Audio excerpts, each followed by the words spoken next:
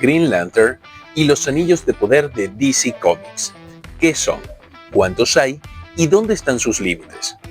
Cuando la voluntad no tiene límites, muy pocas cosas son imposibles. Se dice que los anillos de poder de DC Comics son el arma más poderosa del universo, y eso hace algo que tiene muchos matices en la actualidad, pero cada una de estas diminutas piezas posee la extraordinaria capacidad de impedir grandes catástrofes o provocarlas a nivel planetario, incluso galáctico. Todo depende de lo fuerte que sea la determinación de su portador. Y pese a que los más conocidos son los anillos verdes de los Green Lantern Corps, los hay de todos los colores y emociones. Para ponernos en situación, se estima que a lo largo del universo hay unos 3.600 sectores custodiados por más de 7.000 Green Lanterns, siendo una especie de fuerza policial vigente en el cosmos. ¿Quiénes organizaron todo esto? Hasta donde sabemos, la iniciativa original surgió en el planeta Oa, donde los guardianes del universo decidieron, tras varios acontecimientos, proteger la existencia confiando a seres vivos rebosantes de voluntad y con una fuerte moralidad. Se les concedió unos anillos con una tecnología capaz de canalizar sus emociones y convertirlas en poder y constructos de energía. De este modo, los anillos de los Green Lantern pueden crear casi cualquier cosa que pueda imaginar y su alcance es ilimitado, ya que el límite depende de la voluntad de su portador. Además, se adquieren otras habilidades como la capacidad de volar, entender a seres de todo el cosmos o viajar por el universo. Aspectos imprescindibles si el plan era proteger los miles de planetas repartidos a lo largo de las galaxias. Con todo, el poder de los anillos de estos guardianes es como de nuestros dispositivos modernos, de modo que, pese a que su poder nace de la voluntad de sus portadores, la voluntad en el caso de los Linterna Verde, estos deben ser recargados mientras se recita un juramento, aunque, siendo justos, esto último es opcional, pero refuerza las convicciones y valores de los Lanterns y queda muy bien integrado en las páginas de los cómics. Sin embargo, y esto es lo interesante, los anillos de los Green Lanterns no son los únicos. A nivel editorial, y durante décadas en DC Comics solo existían los anillos de poder de los Green Lanterns, con excepciones muy puntuales como el anillo amarillo de Sinestro, un archienemigo de los Linternas Verdes. Eso cambió a finales de la década del 2000, cuando el guionista Geoff Johns y el dibujante Ethan Van Sciver decidieron ampliar la idea de que hubiese muchos más tipos de anillos que se diferenciasen entre sí, basándose en los colores del arco iris y emociones específicas. De modo que en las historias de Sinestro Corps War y Black Knight se establecieron en la continuidad principal los diferentes anillos de poder del universo DC. Cada anillo tiene asignado un juramento y un tipo de poder diferente, y pese a que es posible llevar más de uno, ya entraremos en ello, como ocurría con los cómics originales, el núcleo, la escala de su poder, se encuentra precisamente en su portador, pero de manera muy diferente. Pero hablemos un poco de cada uno de estos anillos, comenzando con el verde, perteneciente a los Green Lanterns, y cuyo elemento sería la voluntad. Canaliza la voluntad de su portador y la convierte en un constructo de energía. Luego tenemos el amarillo de los Yellow Lanterns o Sinestro Corps, que canaliza el miedo. Canaliza la capacidad de generar miedo de su portador y la convierte en un constructo de energía.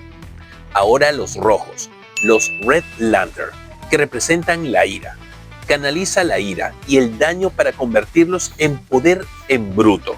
Pueden crear constructos, pero también generan corrupción. Una vez puesto, no se puede quitar.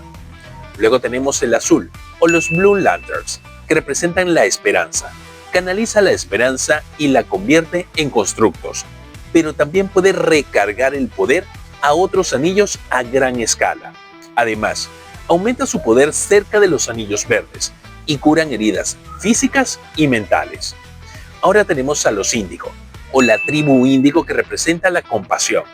Canaliza la compasión en unos bastones tallados con forma de linterna y tienen características únicas, como el teletransporte o replicar los poderes de otros Lanterns. Aunque no habilitan capacidades como el vuelo, son peligrosos porque pueden costarle al portador el libre albedrío.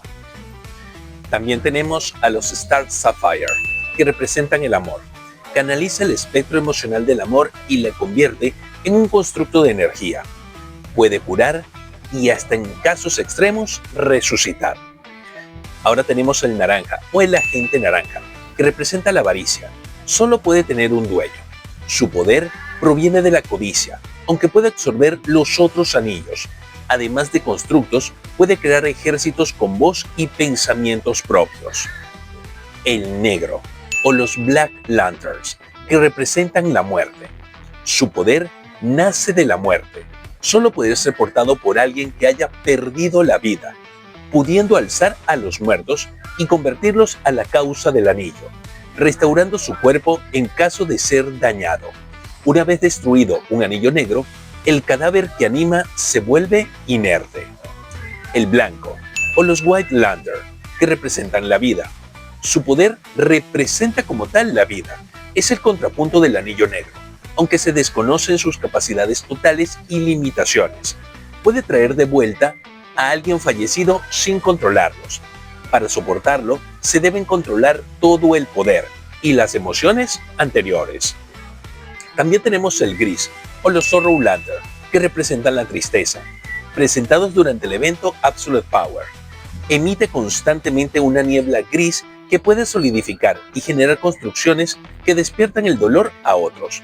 Al ser relativamente reciente, todavía se desconocen todas sus capacidades.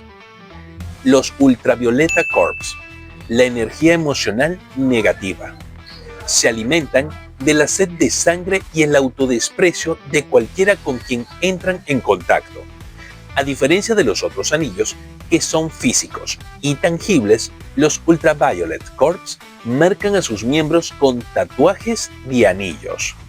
Y por último, tenemos a los Gold Lantern, que representan la felicidad y sentido de la justicia. Son una evolución del poder de los anillos verdes, en el que los usuarios poseen una alegría genuina.